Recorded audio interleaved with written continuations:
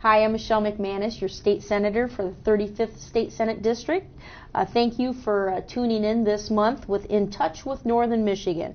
My guest today is Alan Marble, and Alan I've known for quite a long time, at least all of my Senate career. He is the Michigan DNR Law Enforcement Division Director. Is that correct? Chief. Chief, you're the chief. And today's subject is hunting safety, but I'm sure we'll have the opportunity to talk about other things too. That'll be fun for our viewers to hear about. First of all, I just want to start with maybe asking you to talk a little bit about hunting in Michigan, maybe a little overview, a little history, personal experiences that you've had in your new position. Well, I've fished my whole life. It wasn't until I was 20 years old that a friend of mine from Grand Rapids introduced me to my first hunting experience. And that was upland bird hunting back in the, well, I don't want to say when it was a long time ago, when I was 20 years old. And I realized right then that the bond with the landscape and with wildlife that hunting actually plays. I mean, how important that bond is. And I've carried that with me through my entire career as a conservation officer as I've bounced around the state. I've taught many hunter safety classes back in my field days, both in Ontonagon County and in Cadillac. And it probably all came home to roost with me when my son was born. That little boy is now twice my size and 25 years of age, but I watched him go through some predictable stages when he was 7, 8, 9, tagging along with me, wanting to participate, and recognizing then the importance of hunter safety and making him into a strong, safe hunter.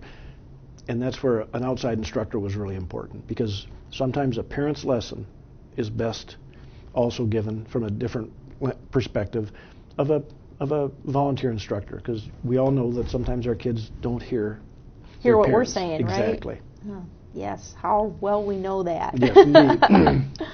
Well, let's talk a little bit about hunting safety here in Michigan.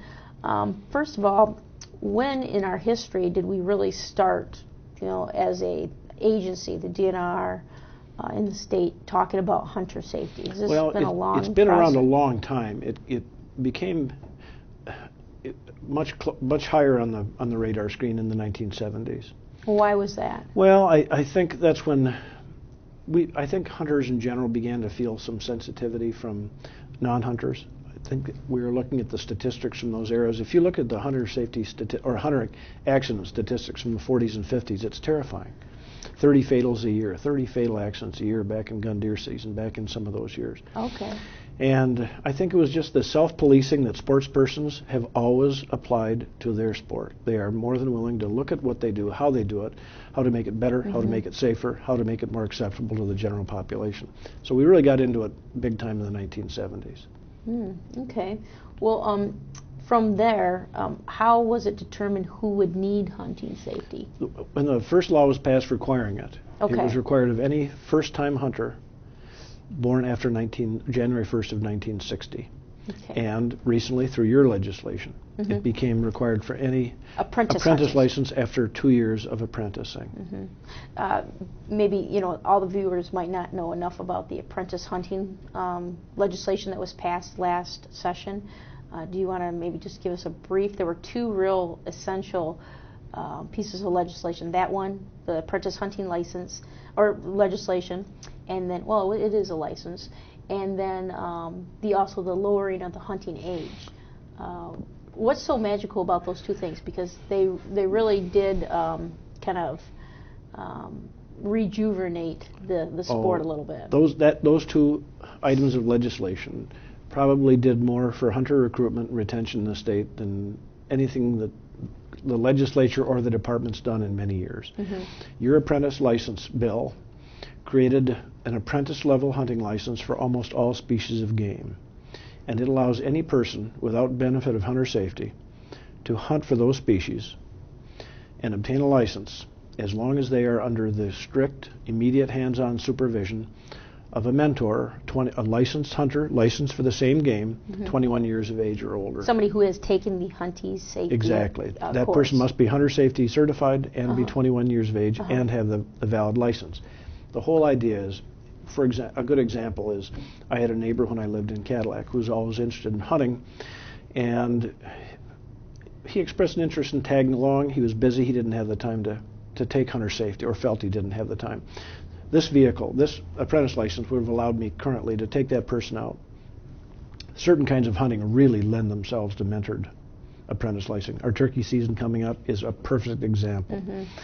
And youth can also use it as early as age 10. They can enter hunting without benefit of hunter safety. Again, they have to have that immediate hands-on supervision from an adult mentor. Statistics have shown time in, time out that young hunters are the safest hunters out there in the woods when they have hands-on, direct, immediate accompaniment and supervision. The other half of the legislative package was the legislation that lowered the entry level for hunting from 12 for most species down to age 10.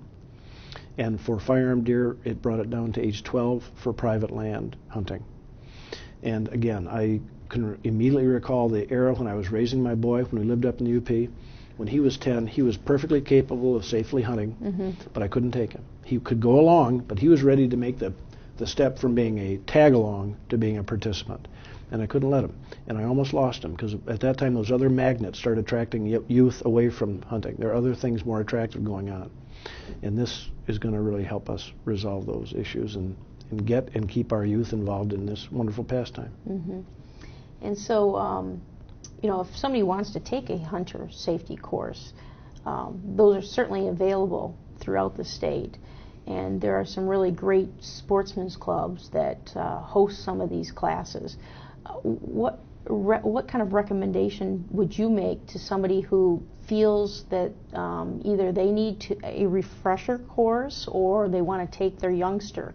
What kind of recommendations would you make to viewers out there how to go about, you know, finding one of these courses? One of the first steps is to access the DNR site, our department site online, and find out some of the options. We offer classes, many of them, through our sportspersons clubs and civic centers and community clubs. And that class runs from 10 to 16 hours, usually 2 or 3 days. There's a lot of time involved, a lot of hands-on classroom training and instruction that's wonderful for a parent with his or her child. We also offer the home study course and the online course, which are both courses that you can review the materials either online or get the materials from a district office, review them. You still need to go in for a mentored, proctored exam and for a field day to show that you've actually learned the home study materials. And then we have camp settings.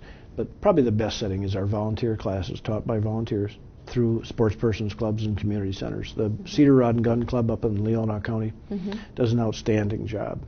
They generate usually up to 300 kids a year through that program. They get, one of the great things about the classroom setting is they have peer support.